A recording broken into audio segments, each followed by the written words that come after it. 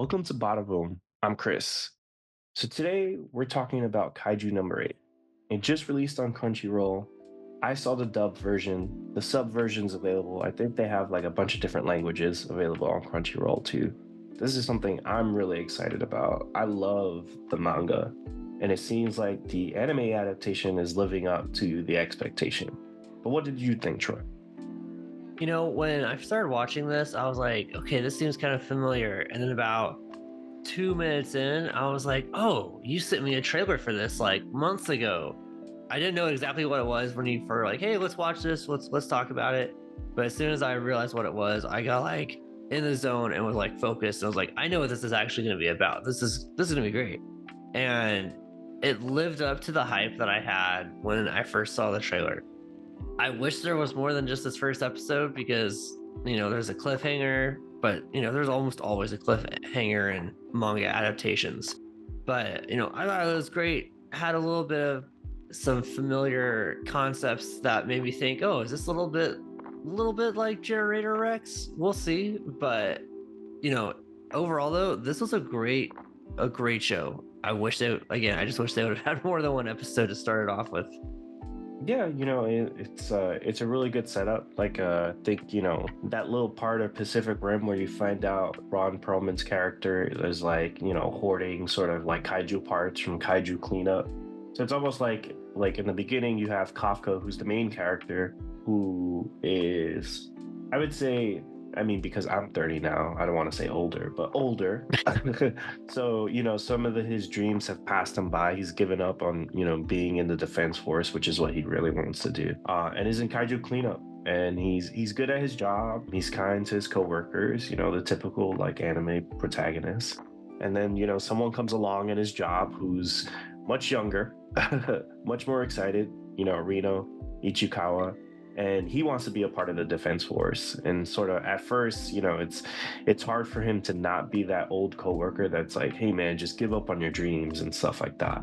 But through that, he's kind, and eventually they get to a spot where like a smaller kaiju pops up and Kafka saves Reno. And you see sort of like the heart that Kafka has.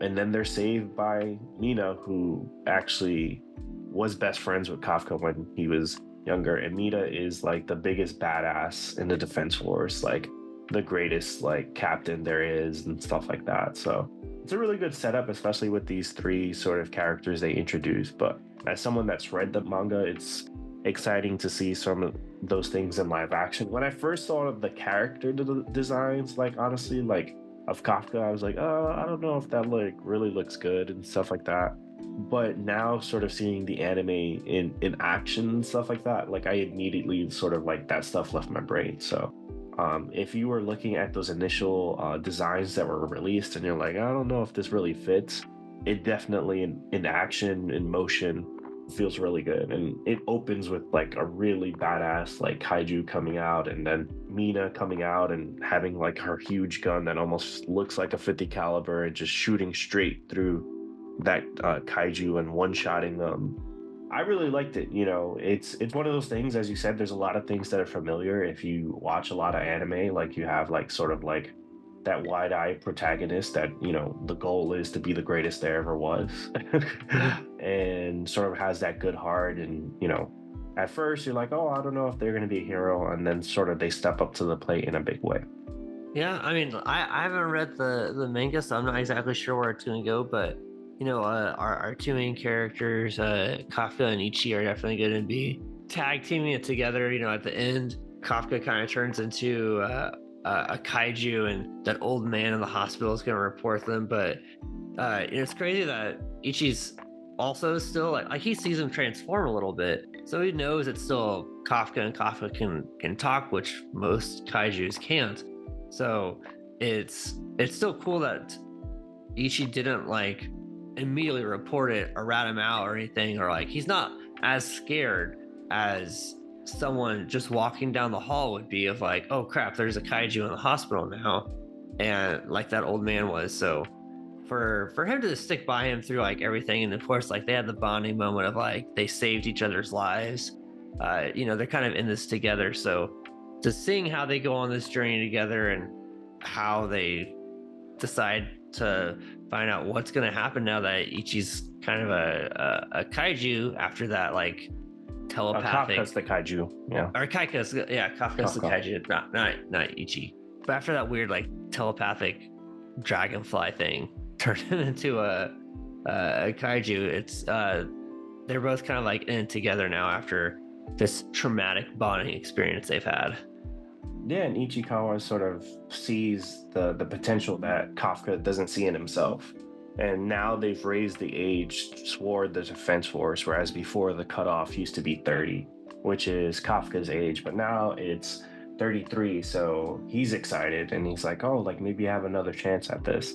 And as someone that's read the manga, obviously that's going to play into it, like them sort of trying out together and, Kafka's old age and smoking cigarettes and eating whatever he wants in his small apartment is going to catch up to him.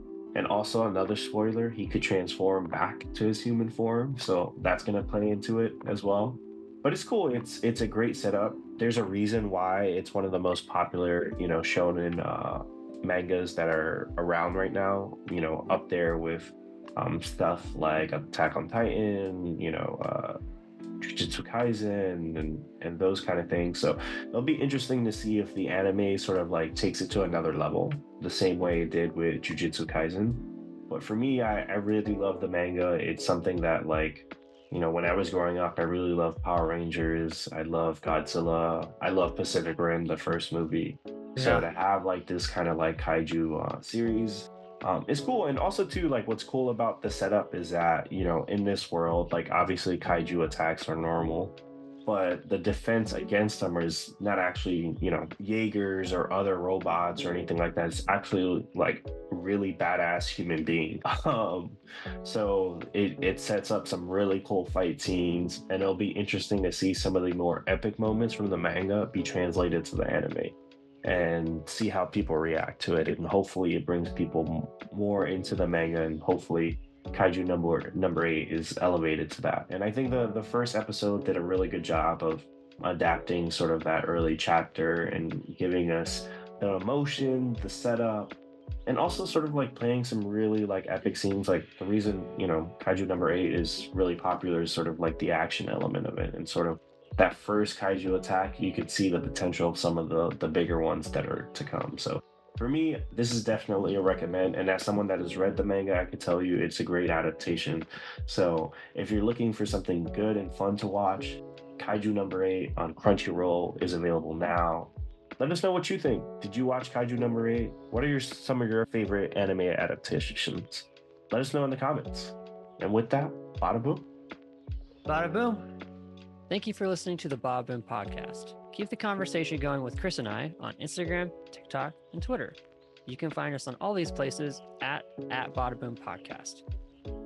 Get into the comments on our YouTube channel. Let us know what you like about the show or what you'd like to hear from us in the future. Until next time, please subscribe to us on Apple Podcasts, Spotify, or wherever you listen. Thanks for listening.